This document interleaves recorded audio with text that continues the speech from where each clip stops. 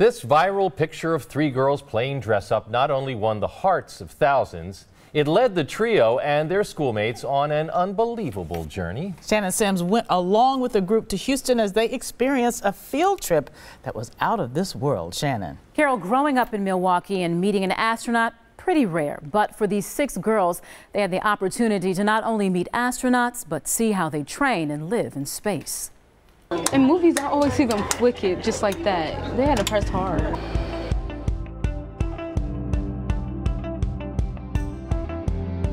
Outer space may seem out of reach to these inner-city girls, but the opportunity to meet real, live astronauts brings the cosmos closer. So my name's Greg Dodson. I'm a former astronaut on the Hubble mission. A school project in which the students recreated the Hidden Figures movie poster became an internet sensation and their ticket to NASA. And it showed me how to do it. Jay Flores, a high school and college classmate of teacher Terrence Sims, just one of the thousands who saw the viral post. This is one of the cutest, awesome examples I've ever seen. And we thought, again, let's take it next step. So I started tagging some of my friends on Facebook that I knew worked at NASA, and pretty quickly they were able to make it happen. And no flash photography in this room, please. From the moment they stepped off the bus at Johnson Space Center, these fresh-faced kids received the VIP treatment, seeing math and science in action. Math is my favorite subject, so yes.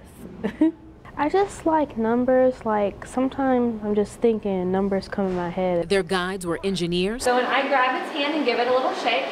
Flight directors. As the space station goes around the Earth, it takes about 90 minutes. And yes, astronauts. So I was doing 13 miles a minute in this airplane. At every turn, what are the tubes for? Their curious minds. How did it feel to fly the first time when you were flying in? Were open to a new world of possibilities. Let me just say, we have a shortage of pilots in America.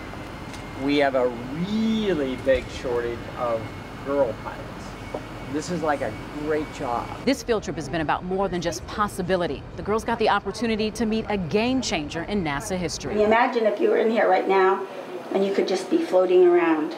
Anna Lee Fisher, a pioneer, made the tough decision of leaving her 14-month-old baby girl here on Earth to become the first mom in orbit. The experiment is running and that the heaters are on. She's a standout in the U.S. space program's first class of female astronauts. Some of the women I still work with tell me that they remembered seeing us and they were an astronaut for Halloween, you know, when they were in kindergarten, and now they're my colleagues. Fisher showed the girls the impossibly tight squeezes that define life in a space vehicle. You see that the potty on the space station's a lot different than this one. The youngsters toured the hallowed halls of Houston Mission Control, where flight directors oversaw Neil Armstrong's first steps on the moon nearly 50 years ago.